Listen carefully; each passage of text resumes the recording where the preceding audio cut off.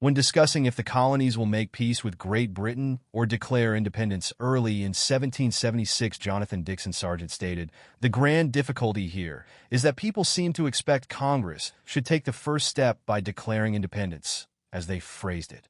However, this worried him because he believed there is a tide in human things, and I fear if we miss the present occasion, we may have it turn upon us. The people led the politicians to declare independence. The politicians did not lead the people. I think we as Americans forget truly how free the colonists were in the late 1600s and 1700s. According to the Tax Foundation, taxation in the United States in 1776 was incredibly different than what it is today. There were no income taxes, no corporate taxes, and no payroll taxes. Instead, the American colonies, and to a larger extent, the British Crown, were primarily funded by tariffs and excise taxes. This means taxes primarily existed on imports of goods and services to the colonies, as well as on the sale of particular products. What sort of items were these tariffs imposed on? Primarily, they were levied on ships on a per-tonnage basis, slaves, tobacco, and alcoholic beverages. In all, the average tariff worked out to about 10% of the value of imports, with lower rates being imposed on goods from Britain than from elsewhere. According to historian Alice Hanson Jones, Americans at the end of the colonial era averaged an annual income of £13 and 85 pence, which was the highest in the Western world. American per capita incomes compared to an average of £10 to £12 in the British homeland and even lower in France. The average for free whites came in at approximately £16, whereas indentured servants made roughly £9 and slaves £7. Of course, most owners did not pay slaves for their labor.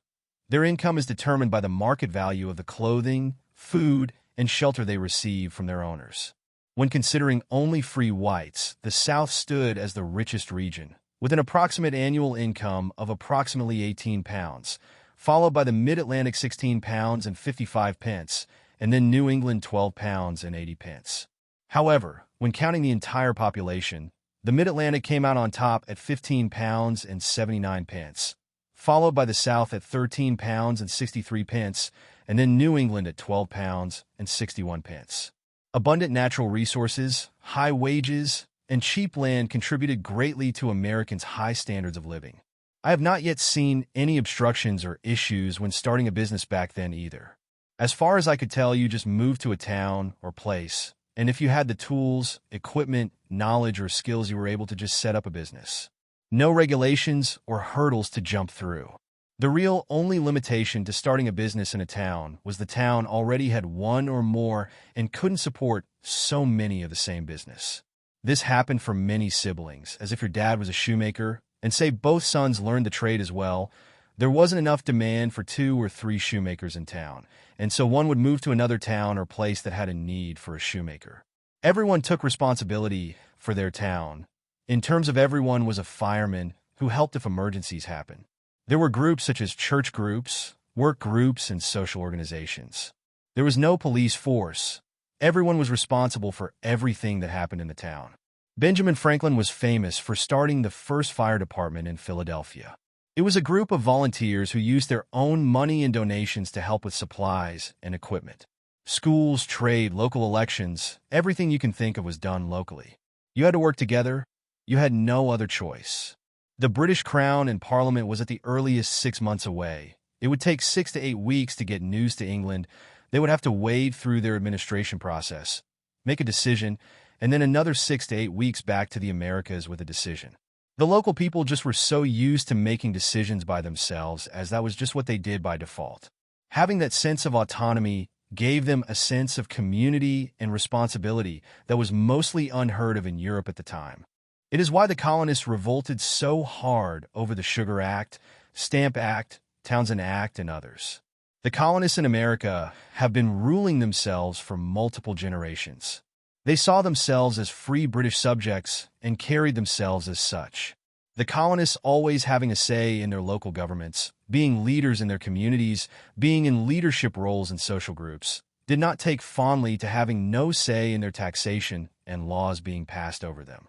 So the tide that Jonathan Dixon Sargent spoke about was a tide of liberty. It was a tide of community. it was a tide of personal responsibility. The people who made the 13 colonies flourish were not going to see their prosperity stripped through taxation without representation. The colonists saw that if you could be taxed without a vote, there is no limit to the power that a government could enforce over you. The British also made it clear by the Declaratory Act of 1766 that Parliament believed they had the right to make laws and taxes binding the American colonies in all cases whatsoever. So what were the colonists to do? Give up the freedom and independence that you and your forefathers had and grew up with, or submit to the English crown across the Atlantic. For the colonists, the choice became increasingly clear, although after many years of trying to reconcile, they needed independence. But even through that reconciliation, the colonists did not want to accept taxation without representation. They wanted to go back to the old status quo, which was being British subjects but having the freedom and independence to run their colonies as they wished. The colonists, as I will now call them patriots during the American Revolution, lost in every way a traditional army and country would have lost a war early on. They lost control of many major cities. The capital of Philadelphia was taken. The army was broken and scattered, but they persevered. As long as George Washington had an army, the Patriots considered themselves still in the fight. They could sustain these losses because of strong leadership, but also a strong why. They understood, as John Adams said, liberty once lost is lost forever. Jonathan Dixon Sargent was correct in that there was a tide towards freedom in America, and the Founding Fathers were the guides to ensure America got there. Take Samuel Whitmore, who was a 78-year-old farmer, when he became an American legend as an example.